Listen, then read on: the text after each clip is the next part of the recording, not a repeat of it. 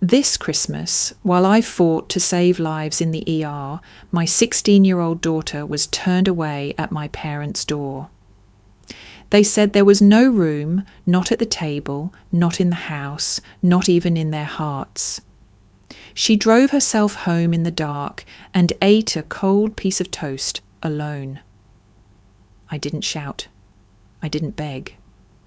But by the next morning, my parents found a letter on their doorstep, and everything changed. They thought they could break me. They thought I wouldn't fight back. But they forgot one thing. I'm not the scared little girl they used to silence. I'm Emma's mother now, and I'm done staying quiet. The hospital hallways still echoed in my bones as I turned the key and stepped into the quiet house. My scrubs smelled faintly of antiseptic. My wrists sore from hours of chest compressions. My mind replaying the moment a man looked at me with blue-tinted lips and said, "I'm just tired." He almost died saying that. We brought him back, barely. It had been that kind of shift, the kind that stripped you raw, the kind that demanded you stay strong long after you wanted to fall apart. I was expecting silence. Maybe some leftover blinking Christmas lights or a voicemail from my husband checking in. I wasn't expecting what I found. Emma's boots were by the door. That stopped me cold. They were lined up perfectly, like she'd taken them off carefully, like she didn't want to track in snow. The coat she wore to Grandma's house was tossed over the armrest, the soft pink one she picked out just for tonight. A small, gift-wrapped tin sat beside it, the one she spent hours filling with cookies for her little cousins. Her overnight bag, the one she packed 2 days ago with way too much thought, still sat zipped on the floor. Everything about the scene felt wrong. My heart did a strange little skip, the kind it usually saves for when the ER overhead speakers announce a trauma case. I scanned the room quickly. There was no noise, no music, no lights, no signs of joy or celebration, just quiet. Then I saw her. Emma was curled up on the couch, her body bent in that tight, defensive way, knees to chest, arms wrapped around herself as if she was still bracing for something. Her dress, the burgundy velvet one she was so excited to wear, was wrinkled and bunched beneath her. Her mascara was smudged, her cheeks blotchy like she'd been crying for hours and then gave up halfway through. She looked like someone who had been turned into a guest in her own life. I didn't speak at first. My hand hovered over the light switch, unsure if turning it on would make this moment worse. She wasn't supposed to be here. She was supposed to be at my parents' house, surrounded by cousins, laughter, and the traditional chaos of Christmas Eve. "Emma," I whispered.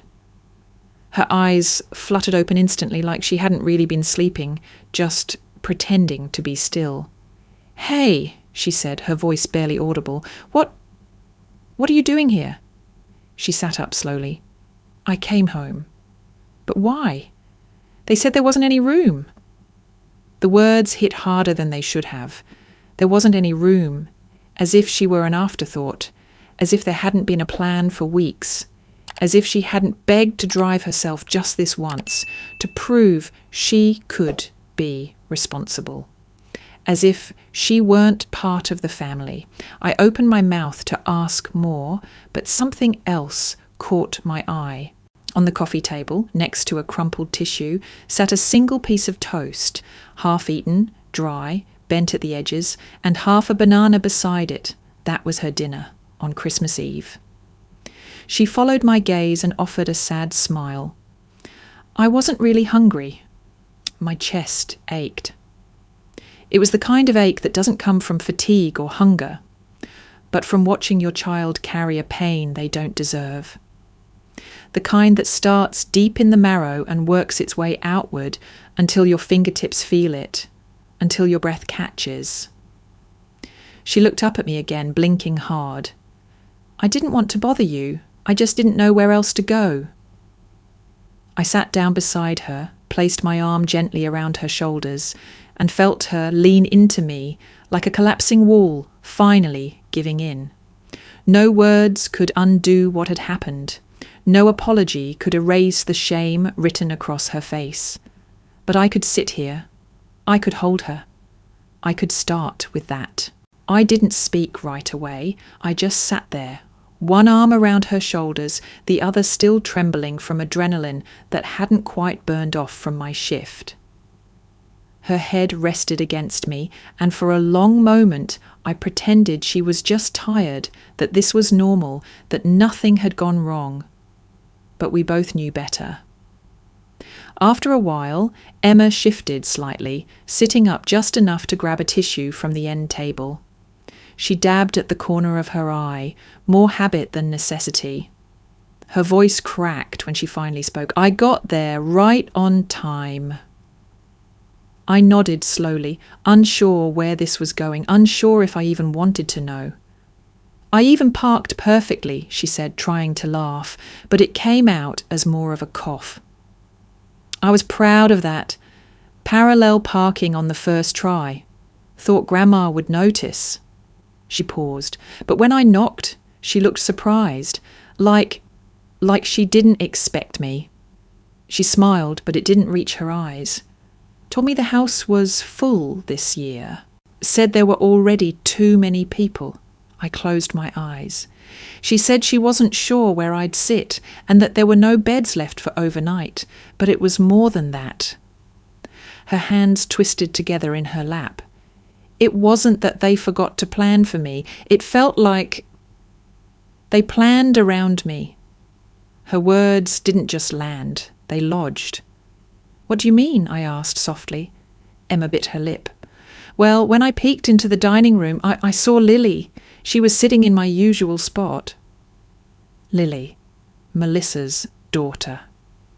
I figured maybe Grandma moved the seating. No big deal. So I asked where I should go, and Grandma just sighed, like I'd asked for something difficult. My jaw clenched. She pointed to a folding chair in the corner and said they might try to squeeze me in later. But then Aunt Melissa looked at me and said, Lily's already been here for hours. It'd be confusing to shift everyone now. Like I was the problem. Twist the knife, why don't you? They said I could just grab a plate and eat in the kitchen if I really wanted, but when I went in there wasn't anything left but the side dishes. Someone took the pie I brought. No one even mentioned it. I looked at her again, at her dress, her shoes, the way she'd done her hair. She'd put effort into this. She wanted to belong tonight. And they made sure she didn't. I didn't want to cause trouble, Emma continued, so I just stood there for a bit. No one really talked to me. Grandpa didn't even look up. Grandma kept saying how full the house was, how she wasn't expecting another mouth. She winced at the word. Mouth, like I was just extra weight. Her voice dropped even lower. And then Melissa said, if she's really uncomfortable, maybe it's best she head back. Claire will be home soon anyway.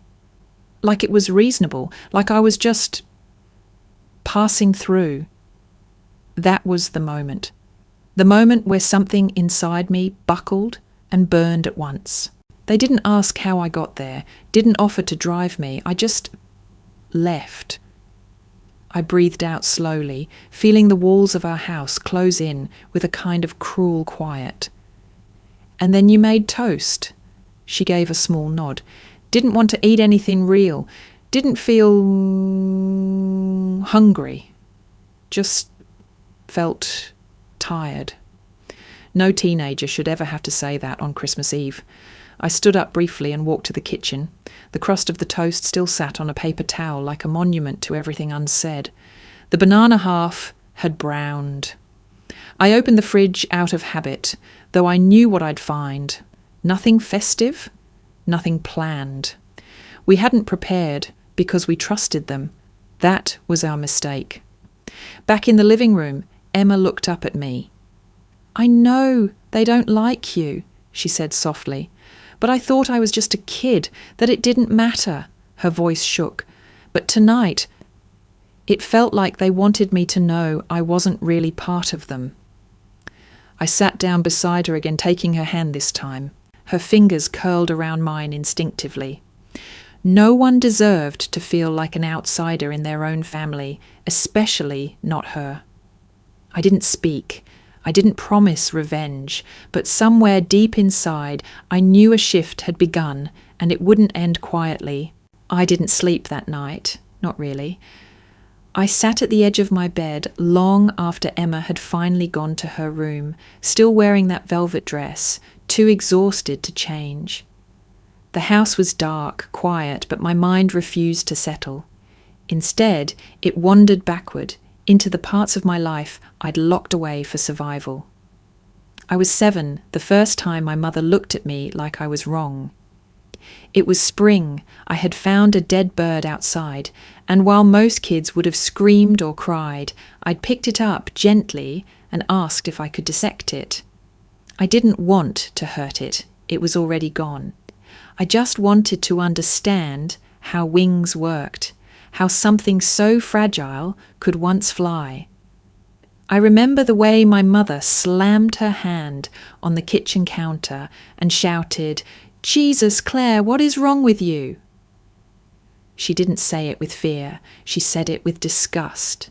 My sister Melissa, older by 3 years and always quick to perform, started crying on cue, screaming that I was trying to bring the bird back to life like some freaky science zombie. The nickname started that day. Claire the Creep, Dr. Freak. It stuck like gum on a shoe. Hard to scrape off, harder to ignore. I wasn't trying to be weird. I just saw the world differently. I read books meant for kids twice my age. I watched documentaries while the other girls watched cartoons. I asked too many questions at dinner. My dad would groan every time I brought up anatomy or the circulatory system. "We're eating, Claire," he'd mutter. "Can't you talk normal for once?" At school, teachers praised me. At home, I was the problem. When I said I wanted to be a doctor, I expected resistance. I just didn't expect it to hurt so much. My mum didn't argue. She didn't laugh. She just looked at me with that blank, tired stare and said, "That's ambitious." Not encouraging, not supportive, just flat, like she was already bracing herself for my failure. Melissa, meanwhile, flourished in being ordinary. She was the pretty one, the charming one, the relatable one. She made people laugh. She told stories that were mostly lies, but entertaining enough that no one cared. And she always made sure to paint herself as the sister trying to help her awkward little genius survive in the real world. I hated that phrase. Every time I aced a test, Melissa rolled her eyes. Every time I stayed up late studying, she called me extra. When I got into my first choice for college on a full scholarship, my mum didn't hug me. She just asked if I thought I'd ever find a husband because men don't like women who are too smart. I didn't answer her then. I didn't know how. I paid for school myself. Worked graveyard shifts as a waitress while dissecting cadavers by day. Slept in spurts, lived on caffeine and stubbornness. My parents never visited, never saw me graduate. Melissa didn't even send a card, but somehow they all kept tabs on me. And when I finally made it, got my white coat, my first real job, they all had something to say. "Must be nice to have everything," my mum would murmur, just loud enough for me to hear. "Dr. Moneybags!" Melissa called me after I bought my first used car that didn't stall at red lights. They wanted me to succeed, but only in ways that didn't threaten their comfort, only in ways that still let them feel superior. Looking back, I can't remember a time when I felt truly celebrated by them. Not for who I was, not for what I built with my own hands. I was tolerated, sometimes admired from a distance, but never embraced. And now they had done it again, this time to my daughter. Emma, who'd never hurt a soul. Emma, who made cookies and wore the sweater her grandmother once complimented. Emma, who had just wanted to be part of a tradition she thought still included her. I clenched my jaw and stared out the window into the winter night. Maybe this had always been coming. Maybe I just didn't want to see it. But now I did. And once you see clearly, there's no going back. Even after everything they'd said and done, I still tried to do right by them. Some part of me, probably the part still craving approval that never came, believed that if I just gave enough, they'd finally see me, appreciate me, love me the way I needed them to. So I did what they never asked, but always expected. When their landlord raised the rent again, I stepped in and bought them a modest 2-bedroom house. Nothing fancy, but clean, safe, in a quiet neighbourhood. I handled the down payment, the mortgage, the insurance. I told them it was a gift. They didn't have to worry about anything. They never said thank you. They moved in like they owned the place, which legally they didn't. But I didn't correct them. I let them have that illusion, thinking it would bring peace. I even paid the utilities, the cable bill, their medical premiums when Medicare fell short. Whenever Mum called to say her blood pressure meds weren't covered, I made the calls, covered the co-pays. Whenever Dad needed another dental cleaning, I sent over my insurance info. I didn't complain, not once, even when they called at the worst times, even when I was in the middle of a shift, even when they didn't ask, they just expected. It became the rhythm of our relationship. They called, I paid, until I stopped. It began with a summer camp. Melissa's daughter, Chloe, had gotten into some exclusive STEM program, one of those overpriced, high-pressure, networking-fueled camps that promise to shape your future if you can afford it. Melissa called me like she already had the answer in hand. "You'll cover it, right?" she said, her voice sugary sweet. "It's just $2,200. That's nothing for you." That sentence, "nothing for you," landed like a slap. Emma never asked for anything like that, never hinted, never assumed. She'd passed up opportunities that cost a fraction of that because she knew I was already stretched. Emma was practical, thoughtful, quiet. And Chloe got to be brilliant and expensive because her mum knew how to manipulate the narrative. "I can't," I said, calm but firm. "I'm already covering the house, the bills, everything. Maybe look into financial aid or payment plans." Melissa didn't skip a beat. "Wow," she scoffed. "Must be nice to have everything and still be stingy." That wasn't the worst part. She added, "You're just jealous Chloe's going places. She's got your brain, but at least she knows how to use it."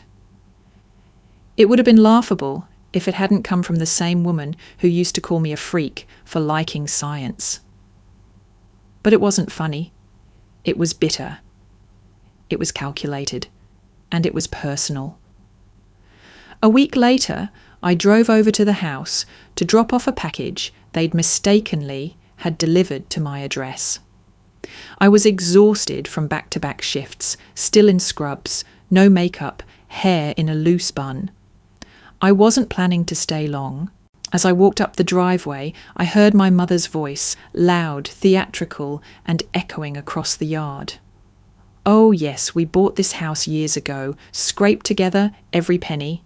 Robert worked overtime, and I gave up vacations for a decade, but it was worth it."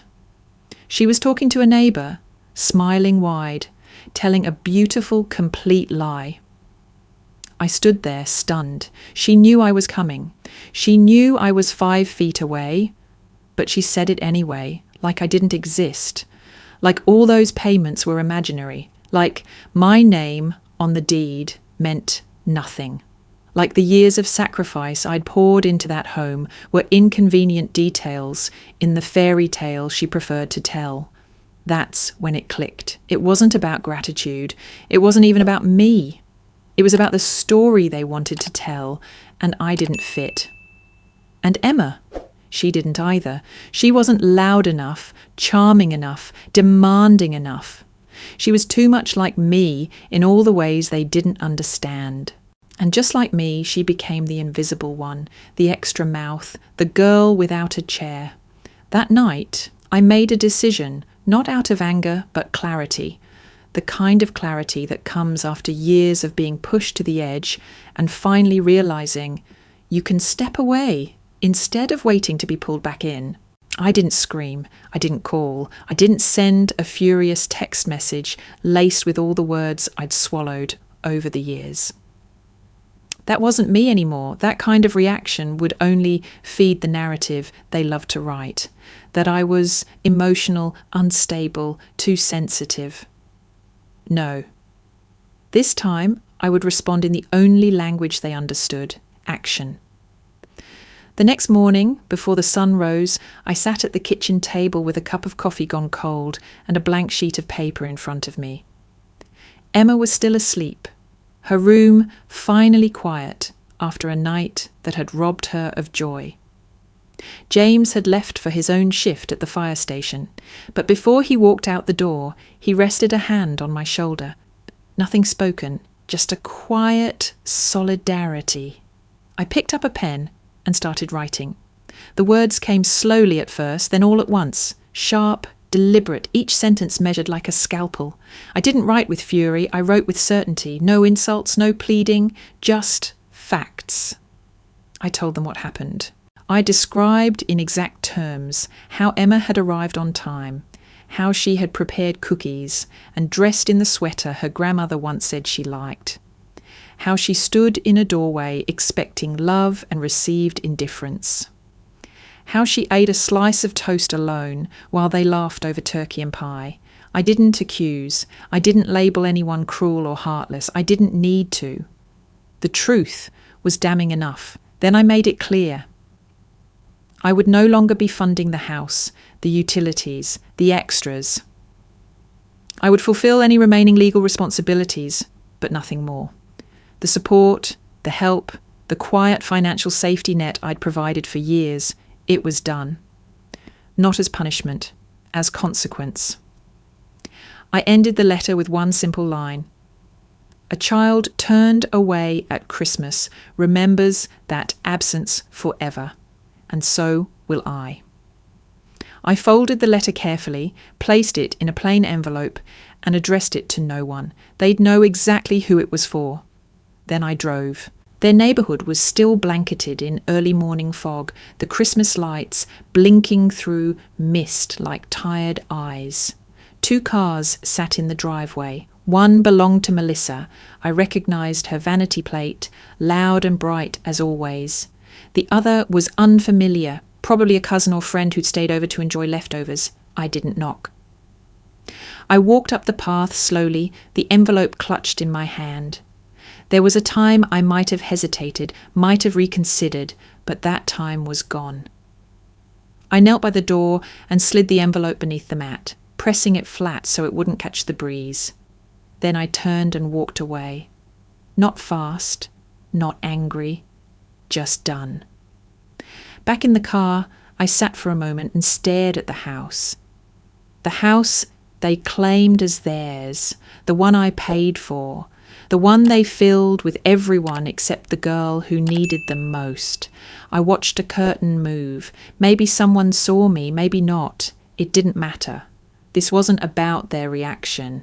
It was about the boundary. For years I had contorted myself to fit into a version of family that never really included me. I bought the house, paid the bills, showed up when they didn't, stayed quiet when I should have spoken. Let them rewrite history with me edited out, but not anymore. This letter wasn't revenge. It wasn't drama. It was a record, a line in the sand, a moment that said, I see what you did, and I won't let you do it again. That afternoon, Emma came into the kitchen with sleep still clinging to her face. She blinked at me over a bowl of cereal and asked, Are they going to say anything? I looked at her and said simply, they'll say plenty, but not to us. The call came just after noon. I didn't recognise the number, but I knew who it was. My mother never called from her own phone when she was angry. She always borrowed someone else's, some twisted attempt at plausible deniability. I let it go to voicemail. Not 5 minutes later, my phone vibrated again. A different number, another call ignored. Then the texts started. How could you do this to your own family? After everything we've done for you, this is how you repay us. Ungrateful doesn't even begin to cover it. They rolled in, one after another, from my parents, from Melissa, even from a cousin I hadn't spoken to in over a year. But none of them mentioned Emma, not once. I sat on the couch, reading each message like a case file. Cold, analytical, detached. They weren't upset about what they did. They were upset they'd been held accountable. And none of them had read the letter carefully, or worse, they had, and chose to ignore the one part that mattered most. Because in the final paragraph, after laying out everything, Emma's arrival, the toast, the empty seat, the full house, I had written something I meant with my whole heart. All it would take is an honest apology to Emma. One real effort to make this right, and we'll start over. We won't forget, but we'll forgive. This isn't about punishment, it's about recognition. Say her name. Own what happened. That's all. But they didn't. Instead, they latched onto the word consequence like it was a threat. They twisted it into an attack. They called it disrespectful, hateful, cruel. Sandra left me a voicemail, long, breathless, and full of theatre. I cannot believe the audacity, Claire, after all the sacrifices we made, all the nights I stayed up worrying about you. This is how you treat your mother? A cold letter, like some stranger? If you had a problem, you should have come to us directly, not this. She paused only to draw breath, then added, and for what? Because dinner was crowded? That's not cruelty. That's life. Grow up. Still no mention of Emma. Melissa's message was shorter but sharper. You've lost it. Completely. You need help, Claire. And if you think anyone's going to side with you over this, you're delusional. You always needed to be the centre of attention. Guess you finally got your wish. Again, Emma's name never appeared. Even my father, who rarely spoke unless coached by my mother, sent a message that just read, "You're no daughter of mine." That one should have hurt, but it didn't. Not really. Because the moment I realised they couldn't even say my child's name in their outrage, something inside me settled. They didn't forget Emma. They erased her. And that's when I understood the full shape of the truth, one I'd danced around for years, always too afraid to say aloud. My family had never accepted me, not truly. I was useful. I was convenient. I was the daughter who paid bills and stayed quiet. But I was never loved for who I was, and now that same treatment had extended to Emma. To them, she was an extension of me, nothing more. Not her own person, not a granddaughter, just collateral in a long-standing resentment they'd nursed like a grudge. And even when given a simple path to redemption, all they had to do was say sorry to a 16-year-old girl. They chose their pride. I deleted every message, blocked every number. I told myself I was done, but the truth was something deeper had shifted. It wasn't just anger anymore. It was clarity. I saw them clearly for the first time, not as family, but as people who had made a choice. And now, so had I. That night, Emma sat beside me while we watched some cheesy holiday movie she didn't even like. Her head rested on my shoulder, her breath even and steady. She never asked if they'd replied, never mentioned the letter. Maybe she already knew. Maybe she didn't need to hear it, because the silence said everything. The office smelled like paper and wood polish. not unpleasant, just sterile in that distinctly legal way. I sat in a leather chair across from a lawyer named Caldwell, a man with silver temples and a voice so calm it made everything feel surgical. He listened as I laid it all out. Dates, payments, deeds, medical bills, proof of ownership.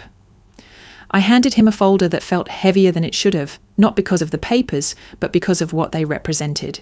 Years of unpaid gratitude.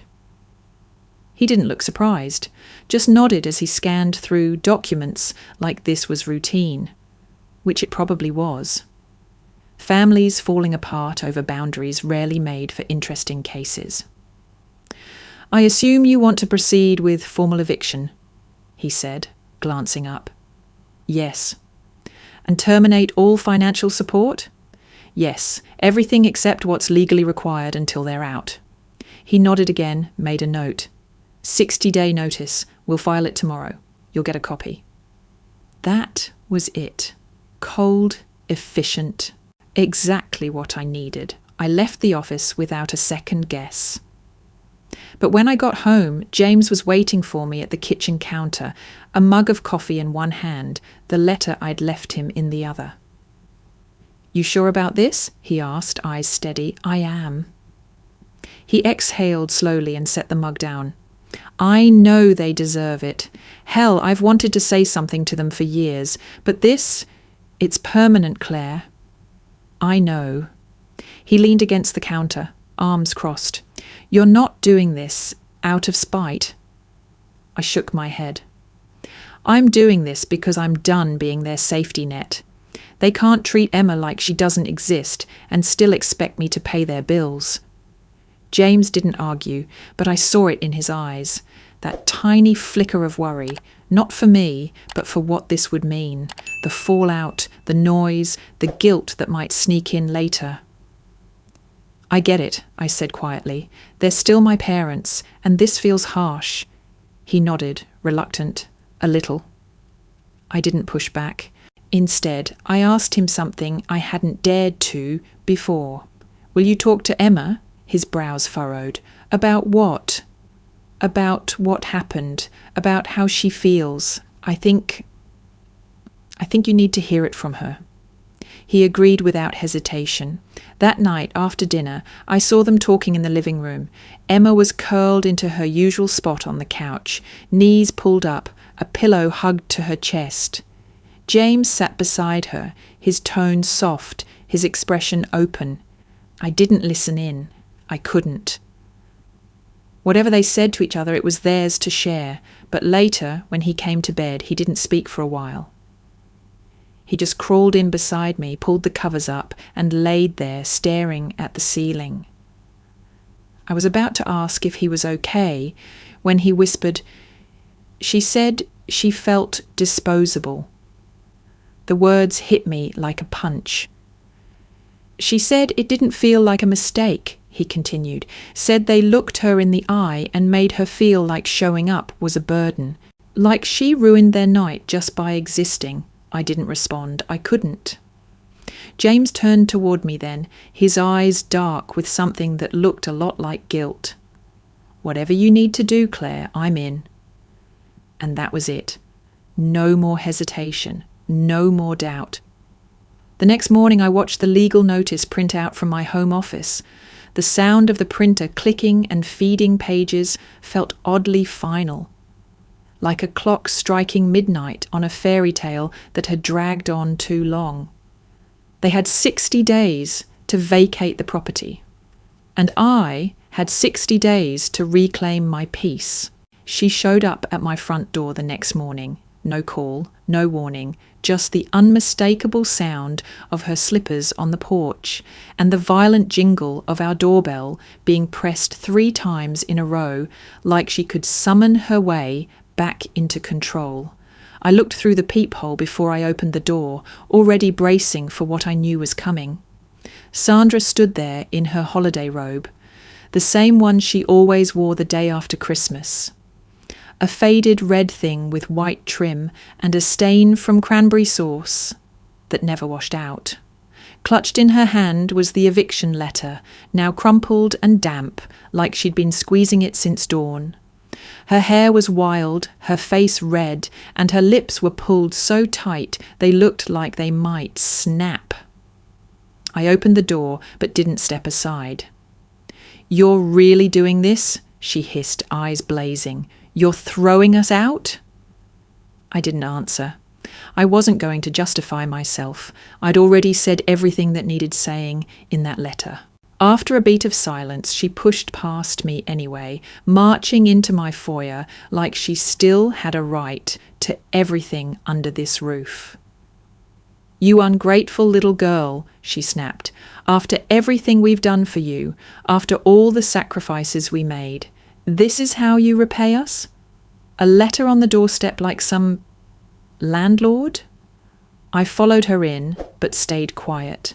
The longer I didn't react, the more unhinged she became. "We raised you. We put a roof over your head, fed you, clothed you, God knows why, when all you ever did was act like you were better than the rest of us." That was always her angle, that my existence had been some great favour. "You're not the only person in this family with problems, Claire," she continued. "You think being smart makes you righteous, makes you the judge of everyone else?" Still, I said nothing. Then she reached into her coat pocket and pulled out her phone. "You want to play cold and calculated?" she said, voice dropping to a bitter whisper. "Fine. 2 can play that game." She scrolled furiously, then shoved the phone into my face. A text thread. From 3 years ago, the screen showed a message I barely remembered sending. One night, long after a tense dinner, when I had tried to bridge the gap between us. I had written, "I know I was always different. I'm sorry if I ever made you feel like I looked down on you. I never meant to. I just wanted to be understood." My stomach turned. Sandra smirked, triumphant. "There, you admitted it. You knew you were difficult. You knew you were the problem. So don't pretend now that you're the victim. This is just more of the same. You trying to punish us for not being who you wanted us to be." I stared at her, stunned. Not by the message itself, but by how she was using it. A moment of vulnerability twisted into a weapon. A private apology repurposed as evidence of guilt. That was her way, always had been. If I was kind, I was weak. If I apologised, I was admitting I deserved the treatment. If I tried to make peace, it meant the war was my fault. "I sent that message," I said quietly, "because I wanted to heal something that was already broken. Not because I believed I deserved to be mistreated." She scoffed. "Oh, don't be dramatic. We didn't mistreat you. We raised you the best we could." "No," I said. "You raised me the way you understood, out of fear, out of shame, out of resentment. You never tried to know me. And now you're doing the same to Emma." At the mention of her name, Sandra flinched, just for a second. "She's not even involved in this," she muttered. "She's the only one who matters in this," I snapped, finally losing the composure I'd clung to. "You made her feel disposable. And you're still pretending like this is about you, like you're the victim of my boundaries." Sandra's eyes narrowed. "We're your parents." "Exactly," I said, "which is why this hurts, but it doesn't make it excusable." She stood there a moment longer, defiant, chest heaving. Then she did something so theatrical, so childish, it would have been laughable if it hadn't been so sad. She tore the letter in half, right there in my living room. Slow and deliberate, as if the act could undo the contents. As if paper were the only thing holding this decision together. "There," she said. "Done." I stepped forward and opened the door wide. "No, Mom," I said. "It's just beginning."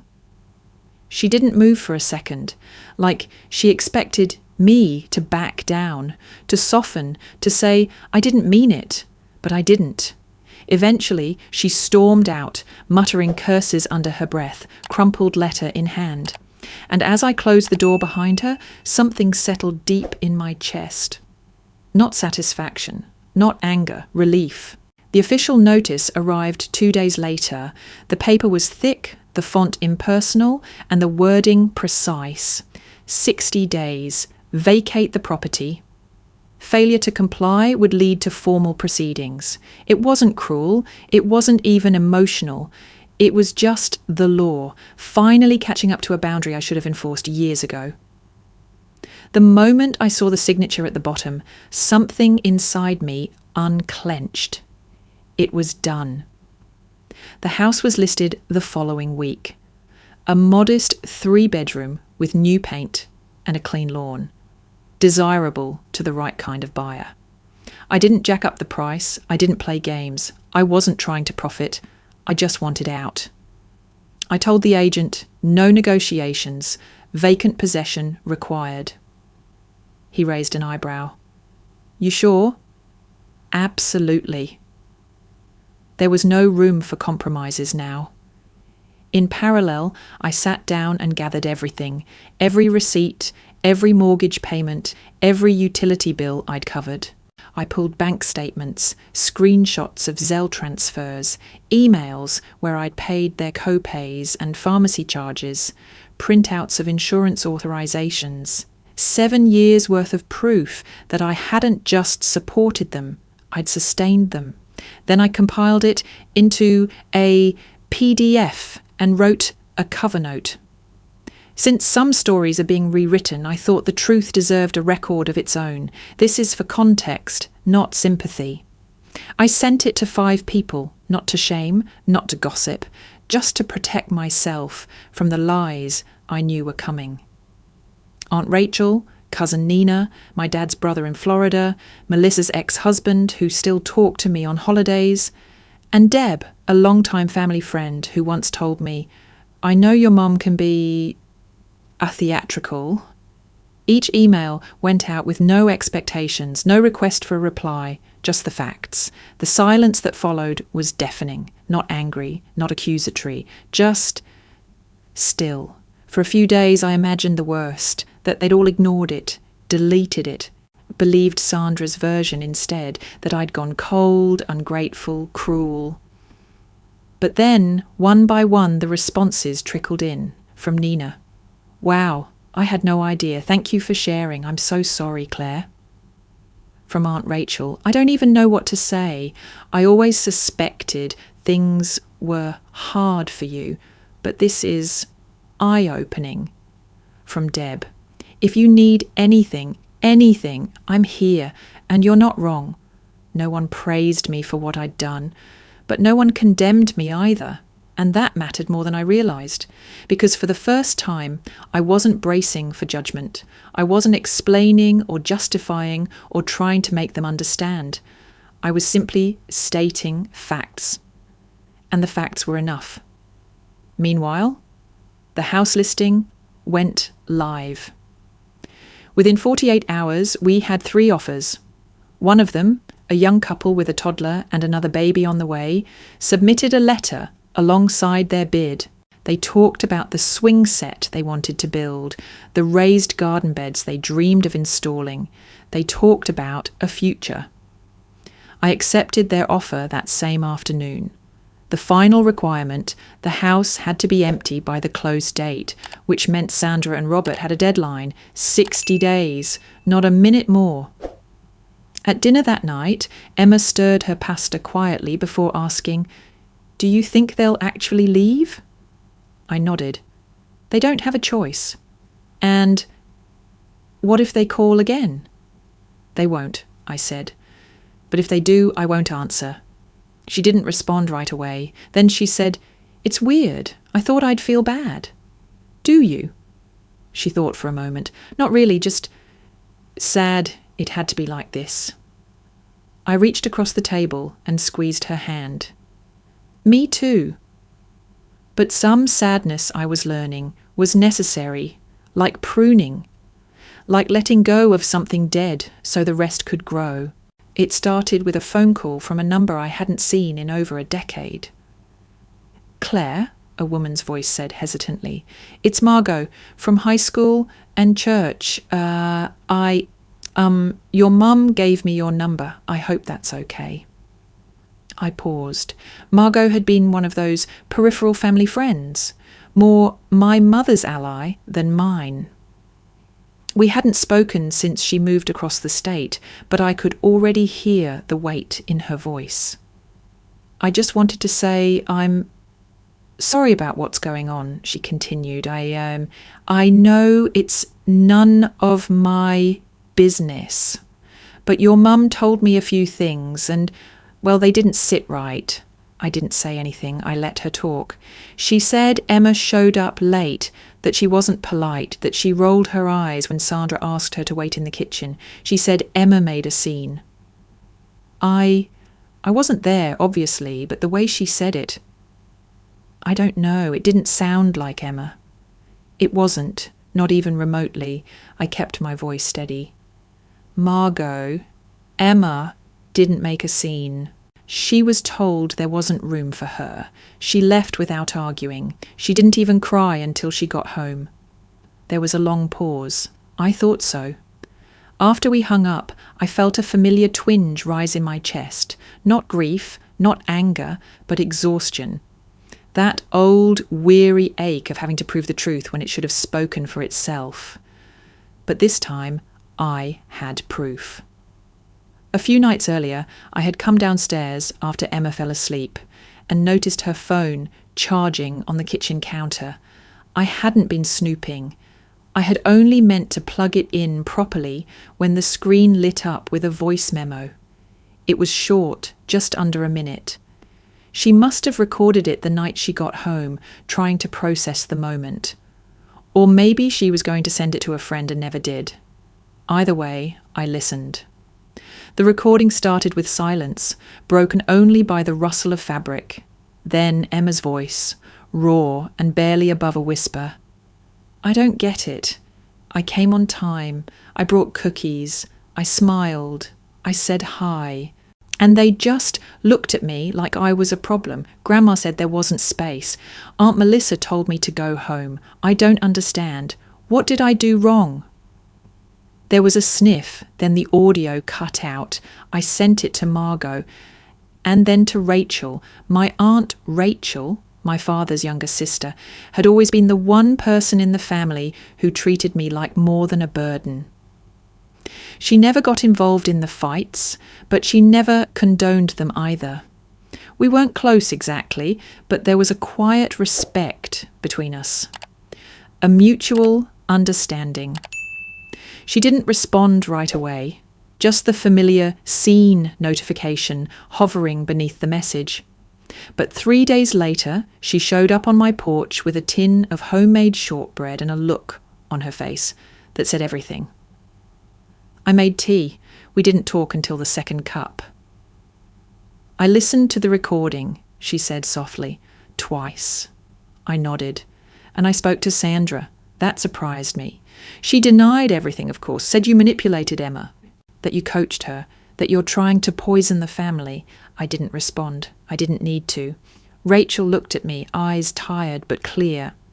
"I believe you, Claire, and I believe Emma." She stirred her tea absently. "I always suspected Sandra twisted things, but hearing that recording, that wasn't a child making trouble, that was a child being broken." I swallowed hard. "I'm sorry I didn't speak up sooner," she said. "I stayed neutral for too long, but I won't anymore. I'm done pretending." I looked at her then, truly looked, and for the first time in weeks I felt something like hope stir beneath the debris. "You don't have to pick sides," I said. "I'm not," she replied. "I'm walking away from the ones who already picked theirs." When she left, I stood on the porch a little longer than necessary, holding the shortbread tin against my chest, letting the breeze cut through the quiet. For the first time, it didn't feel cold. It felt like the beginning of something better. The moving truck pulled up on a Thursday. I didn't go, I didn't watch from across the street or hide behind curtains. I didn't want the play-by-play. I didn't need to see Sandra's dramatics or hear Robert's curses. I didn't want to know who came to help or who stood there with their arms crossed pretending to be moral support. For once, I let the legal system do what it was designed for, draw a line. By noon, the house was empty. The agent called to confirm, and by 3 the buyers had walked through with their toddler in tow, already talking about paint colours and crib placement. I stared at the closing confirmation email like it was a verdict, then quietly closed my laptop. It was done. The house was gone. Not just to them, to me too. But of course Sandra didn't let the eviction die quietly. Melissa took them in. Naturally, it was the move that made her look noble, selfless, the golden child swooping in to clean up the mess her cold-hearted sister left behind.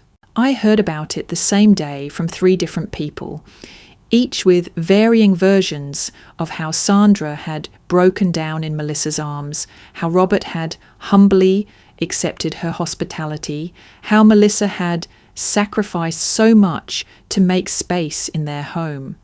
She's turning her guest room into a sanctuary, one cousin whispered, like she was describing a holy site. Even cleared out the craft closet. You know how much she loves her scrapbooking. That's how these things worked in my family. Sacrifice was a performance, and Melissa knew her audience. She made sure everyone saw the sleeping arrangements. She posted pictures on Facebook of fresh linens, steaming mugs of tea beside folded towels, a tray of cookies labelled "Welcome Home." The captions were syrupy, almost spiritual. Family means no one gets left behind. We may not have much, but we have each other. One photo showed Sandra nestled into a chair, covered in a quilt, smiling softly while holding Melissa's daughter Chloe like a trophy. The lighting was warm, the mood sombre but noble. It looked like a retirement ad or propaganda. She even added a hashtag. We choose love. I didn't comment. I didn't text, but the messages still found me. Your sister's doing what you should have done. Melissa's a real one. Maybe now you'll reflect a little. Reflect? They wanted me to reflect? I'd spent 2 decades reflecting. Reflecting while paying their rent. Reflecting while missing sleep to book Sandra's medical appointments. Reflecting while watching Emma make a paper plate sandwich at midnight on Christmas. Melissa wasn't helping because it was right. She was helping because it was visible. And that made all the difference. Even Emma noticed. We were sitting on the back porch, sipping lemonade, watching the sky shift into sunset, when she said, "Do you think Aunt Melissa actually wants them there?" I tilted my head. "What do you think?" Emma smirked, but there was no humour behind it. "I think she wants to be the hero, but they'll eat her alive." I didn't respond. I didn't have to. The truth had already started to surface. Little cracks in the performance. Sandra complaining about Melissa's coffee. Robert muttering about the lack of cable channels. Chloe having to share a bathroom and not being happy about it. And Melissa? She posted less frequently now. Her tone online had shifted from saintly to slightly strained. But none of that was my business, not anymore. I had done my part, drawn my line, set my boundary, and while they spun their stories and curated their redemption arcs, I sat beside my daughter and watched the sky turn orange. I didn't need anyone to think I was a saint. I just needed peace. It took exactly 3 weeks for Melissa's carefully staged sainthood to unravel. I wasn't keeping tabs. I didn't ask. But drama like this doesn't need an audience. It finds one. The first crack came from Chloe, of all people. A screenshot sent by a mutual cousin showed Chloe's Snapchat story with a single line of text. "Why do grandparents fight louder than thunder?" That was followed by a blurry photo of a broken mug and a caption, "Guess whose fault this was? Spoiler, everyone's." At first, I dismissed it as teenage whining, but then came the group texts, the subtle family feelers. "Hey, just checking in. Heard things have been tense at Melissa's. Is Sandra okay? Your dad seems off lately." It didn't take long to piece it together. Melissa, the self-proclaimed martyr, was drowning. The house was too small. The egos were too big. And Sandra? Sandra had turned her frustration inward, choosing her new target with surgical cruelty, Melissa herself. She lets her daughter wear ripped jeans to church. She didn't even finish her degree. She makes Claire look like a queen with all that fancy house and money. And the worst one, according to a family friend. No wonder Claire got out. You were never going to measure up anyway. That one stung. I could tell from the way Melissa showed up at my door, no warning, no apology, just sheer, desperate exhaustion. She didn't even pretend to make small talk. "I can't do it," she said the moment I opened the door. Her hair was unwashed, shoved into a bun, and her eyes were red. Not from crying, but from lack of sleep. They're impossible. Mum complains about the coffee. Dad refuses to rinse his plate. They bicker constantly. They call my house too cramped, my food bland. And my job, well, let's just say Mum thinks I'm wasting my life. I leaned against the doorway, arms folded. I said nothing. Melissa continued. "They need to move out. I can't take it. Chloe's stressed. Jason's threatening to sleep at his brother's. It's ruining everything." She paused. "I know we haven't always gotten along, but you're the only one who can help. Maybe you could co-sign something, just for the deposit, or talk to someone, get them into some assisted housing, anything." That was the moment she expected me to be who I'd always been, the fixer, the responsible one, the daughter who always did what no one else wanted to do, the one who didn't let people fall, even when they pushed her off the ledge first. But that woman was gone. I looked Melissa in the eye, steady and calm. Emma sat outside a Christmas Eve dinner in silence, in the cold, while everyone laughed over pie. She ate toast for dinner and cried herself to sleep in her party dress. Melissa blinked, her mouth opened, but no words came. "So no," I said quietly. "They'll figure it out." Her face crumpled, not in heartbreak, but in disbelief, like she couldn't fathom a version of me that didn't absorb everyone else's damage. "I thought you'd changed," she snapped. "I didn't think you'd become cruel." I tilted my head slightly. "I haven't. I've just stopped pretending your kindness is real when it only shows up under spotlights." She stared at me a moment longer, then turned and walked away without saying goodbye. I closed the door behind her with no satisfaction, no spite. Just a steady heart. She'd be fine. They all would. Because people like them always land somewhere, wrapped in stories that make them the victim, the misunderstood, the martyred. But me? I was finally out of the story entirely. 2 years later, the house is quieter, but never lonely. Emma studies at a small but excellent university upstate, majoring in biotechnology. She's thriving, really thriving, in a way I never had the freedom to at her age. Her classes light her up. She emails professors long after office hours. She's already co-authoring a research project on plant-based protein solutions for low-income communities. She calls it science that feeds, and every time she says it, I feel something unfurl in my chest, like pride wrapped in gratitude. We talk daily, even if it's just a 3-minute voice memo about cafeteria coffee or how her lab partner uses way too much cologne. On weekends when she comes home, she brings laundry and new recipes she's eager to try. Usually things with quinoa or mushrooms, which I pretend to like more than I do. The kitchen becomes our space again, not out of necessity, but out of joy. The new house is smaller than the last one, but it holds more of us. There's a reading nook by the window where Emma curls up with textbooks and a heated blanket. There's a wall in the hallway covered in framed photos, not just school pictures and diplomas, but the silly ones too. Emma covered in flour from a failed cake experiment. Me in scrubs making a face with my stethoscope looped like a moustache. The two of us hugging beside a pond after a storm. No one else is in those photos. Not Sandra, not Robert, not Melissa. We don't talk about them much anymore. Not because it hurts. It doesn't. Not in the way it used to, but because they're not part of this life, not part of what we're building. They're shadows that have faded naturally, like bruises you forget were there until someone asks. Our days are filled with calm rhythms.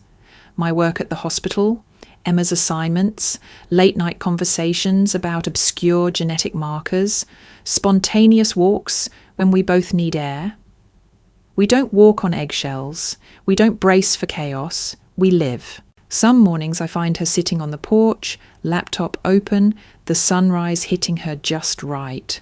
Other times she'll leave me sticky notes with dumb science puns. You're periodically on my mind, or I'm overreacting must be the catalyst in me. And on holidays, we make our own traditions. No more large tables packed with people who measure worth in convenience. No more rooms that say full when what they mean is unwelcome. Now we bake cookies without expectation.